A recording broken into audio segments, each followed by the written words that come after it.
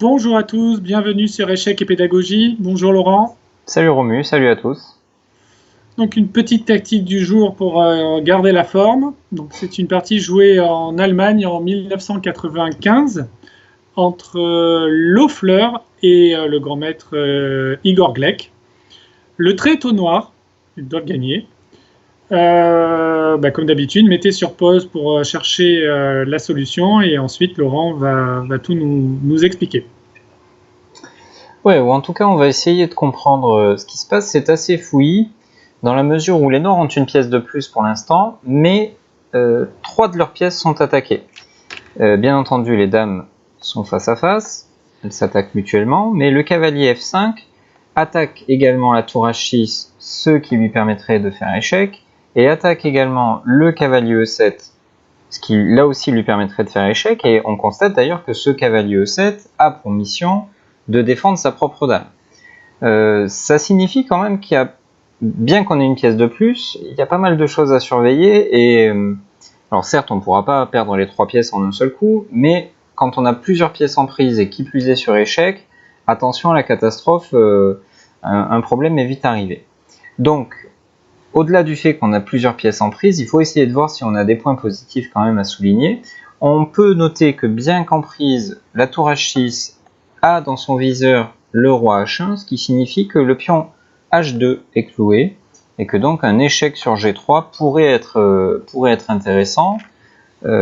Pourquoi ça serait intéressant? Déjà parce que ça attaquerait la tour sur F1, ça attaquerait également le cavalier F5 ou n'importe quoi qui se situerait sur F5, et donc voilà, le fait que le pion H2 soit cloué est à garder à l'esprit. N'oublions pas également qu'on a une pièce de plus, et donc ce qu'il nous faut faire, c'est ne pas la rendre, et si c'est possible, ne pas en rendre encore un petit peu plus. Donc notre problème, c'est d'être menacé sur échec. Si on joue dame prend dame par exemple, il y aurait différentes possibilités. On pense notamment à cavalier prend H6 sur échec, puis la prise de la dame, et on va rester avec du matériel de moins tout simplement. Donc on ne peut pas se permettre de faire ça. On ne peut pas non plus se permettre de tenter le coup tour prend H2, qui pourrait sembler intelligent, parce qu'après tour prend H2, on attire le roi sur H2, puis on prend sur E5 avec échec. On attaque par la même occasion le cavalier F5, et on pourrait rester avec beaucoup de matériel d'avance, ou en tout cas avec 2 cavaliers et un pion si je compte bien pour une tour. Mais malheureusement pour les noirs, il y a ici cavalier G3, et ça ne va pas, on n'a pas réussi à récupérer de matériel. Donc le coup qui a été trouvé par le très fort grand maître tactiquement Gleck, c'est le coup cavalier prend F5. Donc un coup responsable puisqu'il abandonne sa dame en D5 quand même. Voilà, c'est ça. Les blancs menaçaient de déstabiliser ce cavalier qui protégeait la dame, et du coup il décide de partir par lui-même. Ouais.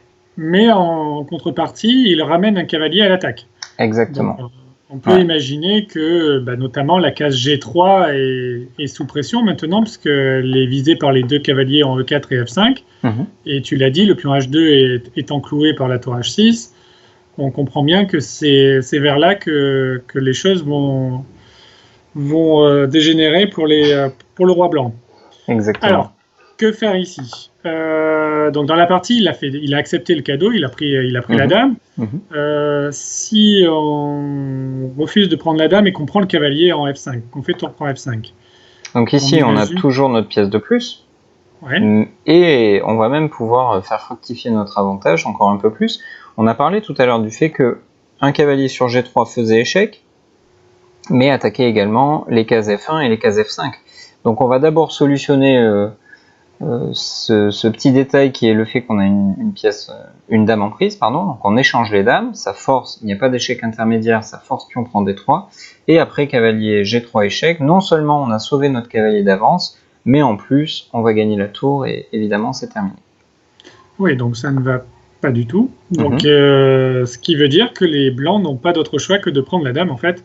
Ouais. Sinon ils se retrouvent avec beaucoup de matériel en moins. Exactement. Donc dame prend D5 a été joué, on comprend pourquoi.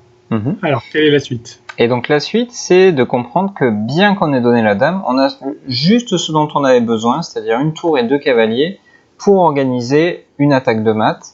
Ça paraît assez incroyable comme ça, mais quand on regarde de plus près, ça on se rend compte que ça va aller très très vite, notamment grâce au clouage de ce pion sur H2.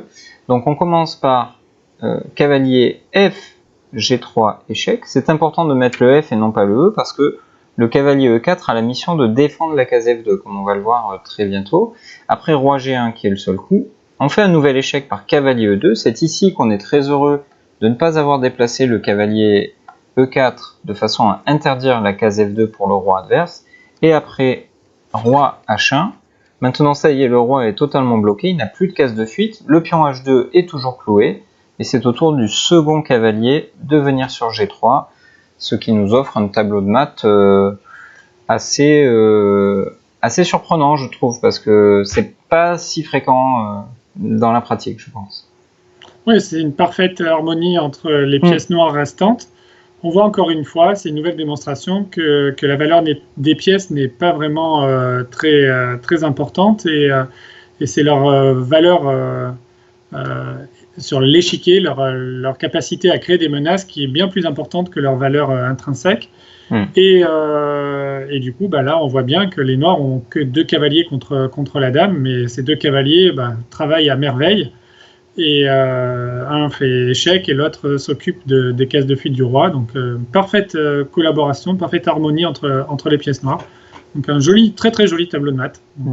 Alors, Gleck, il est coutumier du fait, c'est quelqu'un qui a fait pas mal de belles parties, notamment des parties d'attaque. Donc, c'est pas vraiment surprenant de le retrouver du bon côté de l'échiquier dans cet exercice. Tout à fait. Merci Laurent. Merci à toi. C'était encore une fois très clair, comme d'habitude. On espère que cette vidéo vous aura plu. Si c'est le cas, likez-la. Abonnez-vous à la chaîne, c'est important pour nous. Et faites-nous des retours aussi. Commentez nos vidéos. N'hésitez pas à nous faire part de vos impressions, de vos variantes que vous avez éventuellement calculées ou juste des remarques constructives pour faire avancer la chaîne. C'est avec plaisir qu'on en tiendra compte. Et on vous donne rendez-vous dès demain pour une nouvelle vidéo. Et d'ici là, portez-vous bien. Au revoir. À demain.